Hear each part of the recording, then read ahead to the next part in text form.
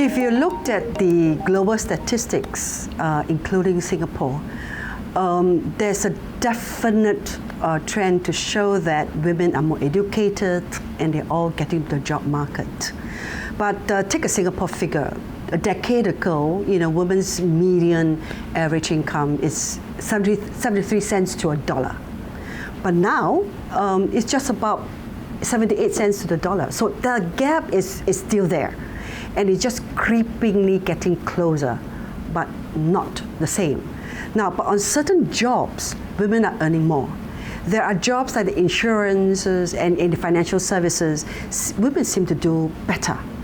And even for work like insurance, which is flexible structure, and women are getting commissions and incentives, they seem to get a lot too. So I don't know whether you use a statistic that is on a blanket term, or you look into specific sectors and job types. I don't have those details. But overall, the market seems to show that women have more choices over the job types. Many more women are in senior positions. Whether it is the courtroom or whether it is in parliament, in politics, or whether it is in financial services and big corporations. So in that sense, I feel there are a lot more opportunities. And in specific cases, they are even better. Overall, there is room for improvement. If you look at the board level, the average in the world for women at board is 15%. But Singapore scored under 10.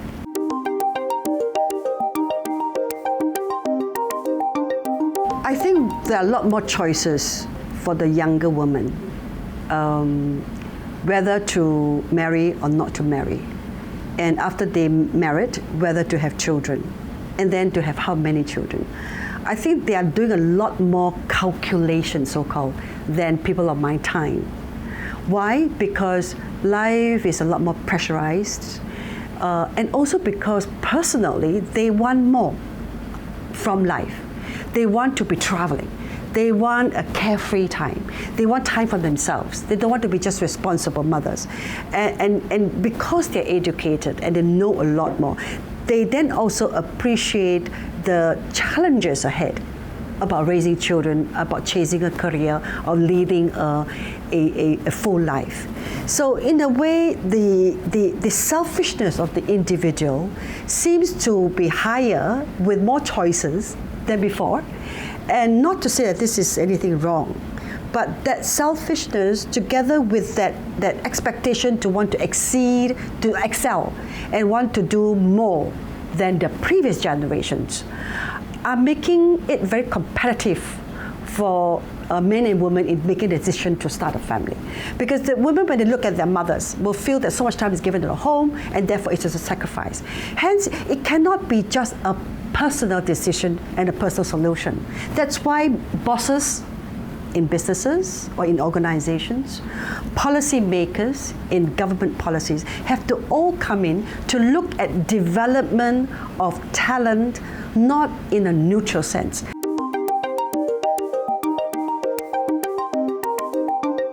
I think that in this day and age now, right, no one would dare to say that they will not hire a mother of young children, right? But still, the worry is always there, and we know that because we feel that, well, if you are married and you have kids and you put your kids as first priority, then maybe compared to somebody who is single, have no other obligations, that other person would be a better investment at the workplace. So these are the kind of stereotypes that we have to break down. And one reason this stereotype perpetuates is because, we are at the point where jobs have changed so much. So jobs for the new economy, right? Technically, they can be done anywhere, right? But we have come, in terms of human resource management, I think many would agree that we have not arrived at a robust matrix to measure output. And in the absence of, a robust way to capture performance outputs, many continue to rely on FaceTime.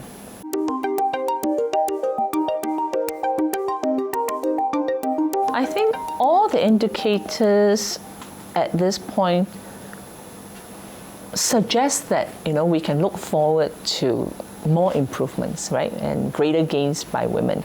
Simply because if you look at education, women are holding their own ground, right? Especially for the younger generation. When you talk to the young women, sometimes they're even fiercer than their male counterparts and more aggressive in terms of situating, their goals, aspirations, and what they want to see themselves, where they want to see themselves in the next 5 to 10 years. So I think that, if we revisit the statistics again in terms of the number of women in the various, high profile, low profile, mid profile situations, Singapore would certainly see even more improvement. In short, the half empty cup will become even fuller, right? And I think that's because we are in this enviable, I suppose some would say enviable situation where every person counts in terms of contribution to productive economy, right? And regardless of whether man or woman, right, we depend on human resource. So every person is important. So meanwhile, for those of us working on family and demography, right, our concern is, rather than have everybody chasing the same goals, we have to realign the goals so that, work aspirations, family aspirations, investment in family, investment in work, there is a balanced perspective so that we don't neglect one to advance the other. And the way forward really is not to see it as a zero-sum game, that you either choose family or you choose, advancement, in your profession, but rather work together to see how this can be done in tandem, right, with each other, because only then can we look forward to a stable, healthy progress for Singapore.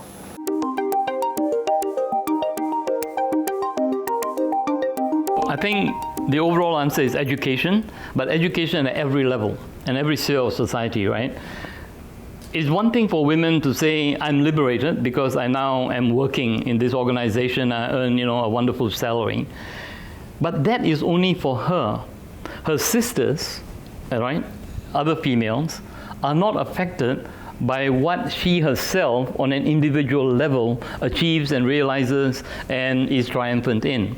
So in other words, what I'm calling is that this idea of sisterhood, okay? More women coming together, addressing the issue as a collective, because the collective will is the one that's going to make it move forward and propel it forward.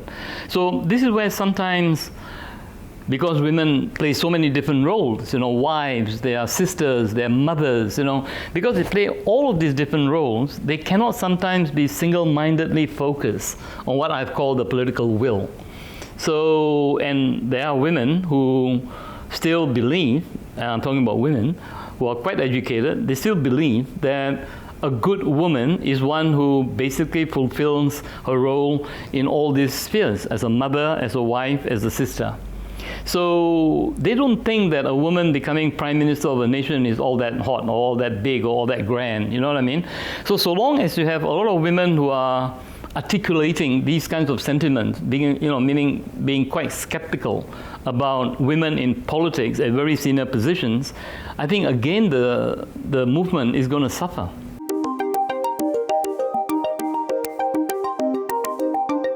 I think we should stop maybe thinking of women as women, men as men, boys, girls in separate divisions, discrete. I think we have to work towards a common humanity to realize our big human potential. In other words, while it is obviously necessary in many areas to address issues that are seen to be peculiar, say, to men or to women in separate rooms, I think Shireen Foster was very, very right.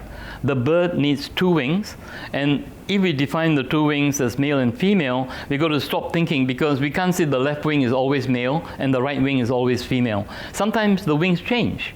You know, the right wing has to become female and male at the same time. So I think we need to have a new consciousness, a new awakening, that this is a very, very challenging human issue. And both men and women are involved in it, and our future as probably the human race is tied up with the fact that for our own betterment as human beings, we really do need to come together and address all the many challenges that both men and women face. But maybe we'll make a little bit of an allowance for women, because historically they've not had that kind of time, and maybe now it is time to make up for that.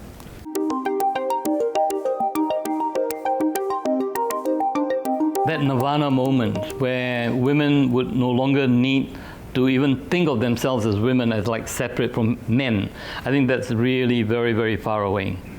And the reasons for that are very, very complex, but here are two basic reasons. One, I think women really need to get their act together. You know, in my encounters through the Shireen Fawzia program with women from so many different backgrounds, from very senior women to women who are really destitute, you know what I mean, in need of food, in need of shelter and all of that.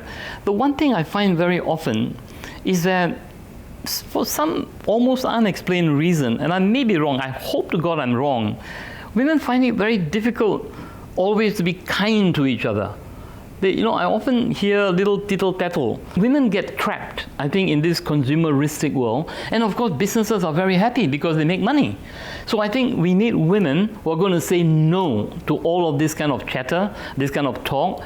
The second reason why I'm a little bit pessimistic about this nirvana moment being realized, you know, too soon, is that very deeply ingrained in men, and this is where the education of men becomes important, and you need very strong women to educate men. Very deeply ingrained in us men is a feeling that to even begin to become sympathetic, empathetic, and always being mindful of women is somehow a kind of letdown of my masculinity, you know, of my macho kind of. So I think what I'm trying to say basically is that our culture, whether it's a culture driven by Hollywood or whether it's a culture driven by Singapore's economic miracle, we are still very, very nervous about saying, yes, I think, you know, women are it. Women are the way forward.